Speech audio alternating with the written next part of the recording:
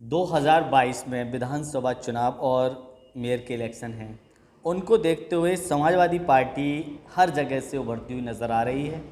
देखा जा रहा है कि समाजवादी पार्टी के जो राष्ट्रीय अध्यक्ष हैं जगह जगह बड़ी बड़ी सभाएं कर रहे हैं और उनकी सभाओं में जनता उभर कर आ रही है। तो आज हम मुलाकात कराते हैं आपकी विनीत यादव से। ये कैसे उभरते हुए चेहरे हैं समाजवादी पार्टी के, जो अलीगढ़ में एक अलग पहचान की छाप लगाए हुए हैं। ये जलालपुर क्षेत्र वार्ड 75 में आते हैं, जो कि एक पार्षद की तैयारी भी सभी को देखते हुए अपनी पार्टी में समर्पित हैं समाजवादी पार्टी के लिए। तो आइए हम जानते हैं विनीत यादव से। तो सर, आप समाजवादी पार्टी की जो जन निधियाँ हैं और जो कि इनकी जो आज देख रहे हैं कि एक उभरता हुआ चेहरा बढ़ता चला जा रहा है समाजवादी पार्टी का। देखा भी जा रहा है कि जगह जगह अब समाजवादी पार्टी जो है उभर कर आ रही है। तो समाजवादी पार्टी का 2022 में जो विधानसभा चुनाव भी हैं और आपके जो है मेयर के इलेक्शन भी हैं एक साल में ही, तो आपकी समाजवादी पार्टी कैसी कार्य कर रही है या उभर के आएगी? सर, उभर के आएगी, उभर रही है। हमारा कहने का मतलब ये है कि हमारे राष्ट्रीय अध्यक्ष आदरणीय श्री अखिलेश यादव जी ने पूर्वांचल से अब बिगुल बजा दिया है और रथ यात्रा राष्ट्रीय अध्यक्ष जी की निकल चुकी है। जगह जगह मीटिंग हो रही है और जितना जन समूह आज हमारे समाजवादी पार्टी के राष्ट्रीय अध्यक्ष जी के साथ देखने को मिल रहा है, शायद आज तक ऐसा पहला मैंने कभी नहीं देखा। हर जाति समूह का लोग आज समाजवादी पार्टी से जुड़ने को बेताब है। दूसरी पार्टियों के लोग आज समाजवादी पार्टियों से आके जुड़ रहे हैं और इसमें कहने का मुझे बिल्कुल भी संशय नहीं है इस बात को कहने में कि सन 2022 में अखिलेश यादव जी की सरकार बनेगी, 100% बनेगी और आदरणीय अखिलेश यादव जी ही मुख्यमंत्री प्रदेश के होंगे। किन प्रतियों को लेकर और किन बातों को लेकर समाजवादी पार्टी मैदान में आ रही है? देखिए, मैं आपको बताना चाहता हूं कि हम लोग और हमारे सभी लोग समाजवादी पार्टी के जितने भी हमारे साथीगण हैं, हम लोग घर घर जाकर केवल इतना ही बताना चाहते हैं उन लोगों को। जिन लोगों को नहीं पता उनको बता रहे हैं, बाकी सभी लोगों को पता है। जो आज सोशल साइट पे रहते हैं और समाज में रहते हैं उन सबको पता है कि आदरणीय अखिलेश यादव जी की सरकार में कितने काम हुए थे। चाहे आप लैपटॉप वाली नीति को ले लीजिए, जिससे गरीब का बच्चा कभी सोचता भी नहीं था कि मैं उसको लैपटॉप को चलाऊंगा। आज तब से सरकार में लैपटॉप मिले हुए थे। मैं जहाँ पे भी जाता हूँ, किसी ऑफिस में जाता हूँ, तो वहाँ पर भी आज अखिलेश यादव जी का फोटो छपा हुआ लैपटॉप आज भी देखने को मिलता है। तो ऐसी नीतियाँ थी हमारे अखिलेश यादव जी की। बिल्कुल बिल्कुल। और दूसरी, अखिलेश यादव जी की वजह है, आज समाजवादी पार्टी की ही वजह है कि ये पहले लोगों में लड़ाई झगड़े दंगा फिसाद जहाँ पर भी हो जाते थे गांव देहात में, तो वहाँ के लोग नहीं जा पाते थे पुलिस प्रशासन की मदद के लिए वहाँ तक। मगर हमारे अध्यक्ष जी ने, हमारे राष्ट्रीय अध्यक्ष जी ने ऐसी नीति निकाली, ऐसा एक निवारण किया कि पुलिस उनके घर तक पहुँचे उनका निवारण करने के लिए। तो 100 यूपी पुलिस का उन्होंने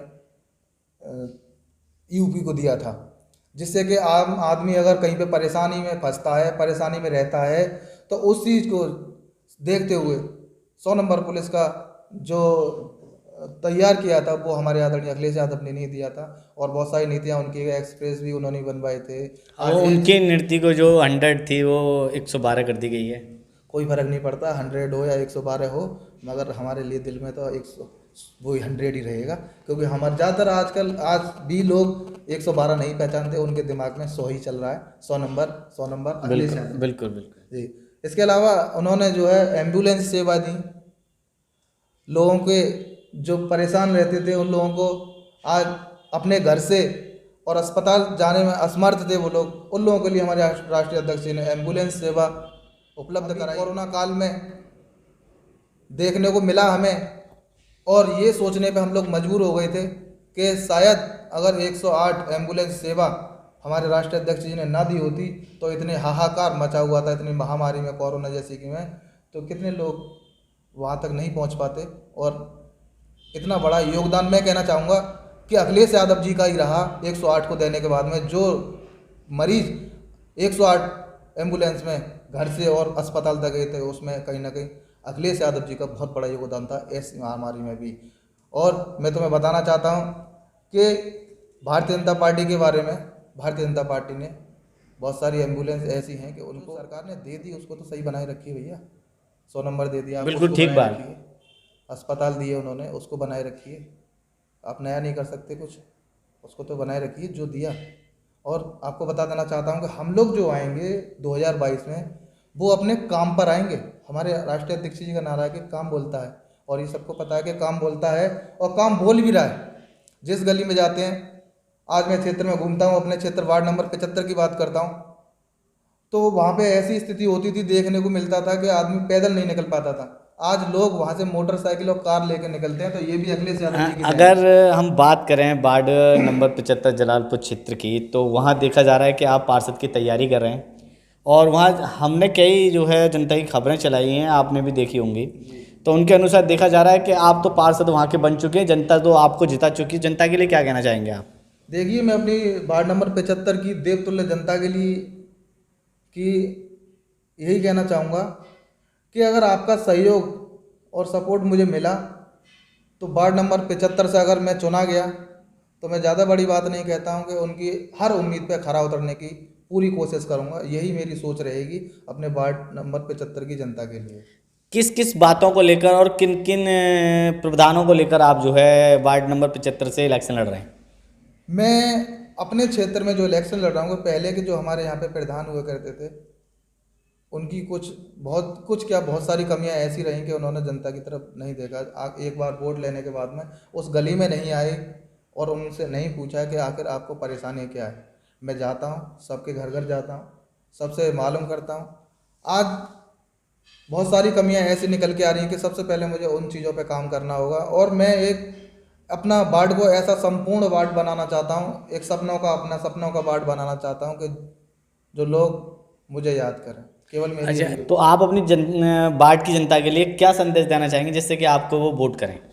देखिए, वोट, मैं अपनी जनता से केवल एक ही चीज़ कहना चाहता हूँ कि मैं आपसे एक वोट की अपील करता हूँ अपने की, कि आप मुझे अपना एक वोट दीजिए। और मैं दूसरी चीज़ कहना चाहता हूँ कि मैं आपसे वोट आपकी मैं भीख में नहीं मांग रहा हूँ, मैं केवल आपका वोट आपसे उधार मांग रहा हूँ।